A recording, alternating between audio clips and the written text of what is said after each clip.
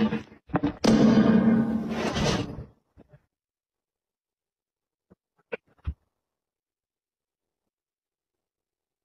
يركعون، ليس لهم ملك مثلنا.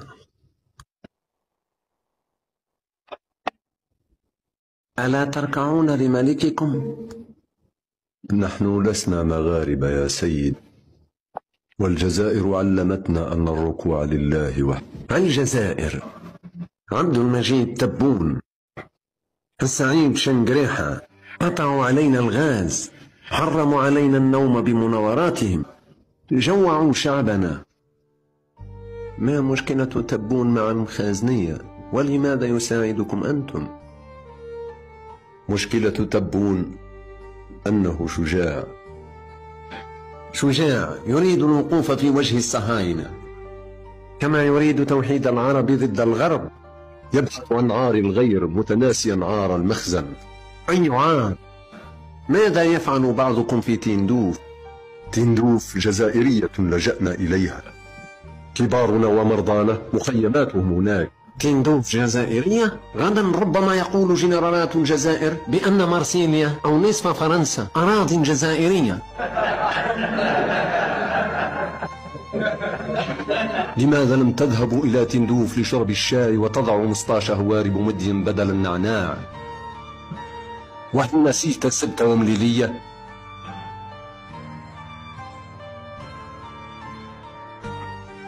أجبه يا وجه البوطة. وهل لديه ما يقول أيضا؟ فسبت ومليلية أراضٍ مغربية باعها جد ملكهم للإسبان بدراجة هوائية، وظل يلهو بها في قصره مدة من الزمن. من علمه كيف يقودها؟ الإسبان الذين باعوها له. نحن أحرار في أرضنا، وكذلك الصحراويون أحرار. الحق أقول لكم إن قضيتكم عادلة، ولا بد أن تأخذوا استقلالكم في أقرب وقت ممكن. سيدي بوتين، إنهم يقولون في السخوي قولا لا يرضيك. ماذا يقولون في السخوي؟ يقولون إنها طائرة كباقي الطائرات. تكلموا، ماذا تقولون في السخوي؟ نقول فيها ما ذكره الجيش الجزائري، هي طائرة تستعمل للهجوم والمطاردة. أسألهم من صنع الطائرة وكيف؟ ومن يصنع الطائرة غير روسيا الاتحادية؟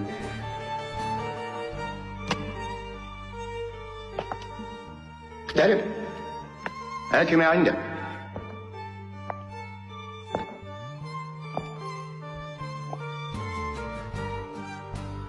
إن النسخة والملقبة ببطة الجحيم قد تم تعديلها بالكامل في الجزائر.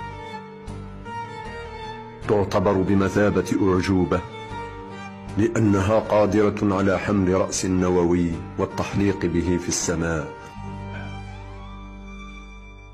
طارت في 5 جويليا الماضي ورآها الناس. أبهرت كل من في المنصة حين مرت فوق الجامع الكبير ونزلت لأجلها دموع تبون.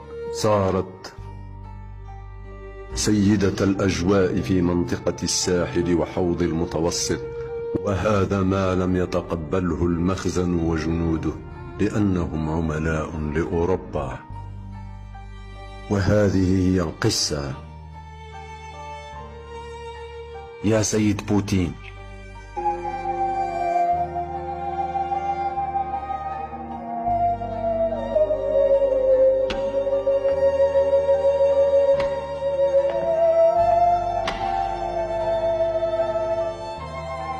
حسب هذه الحقيقة سأقسم المغرب إلى قسمين.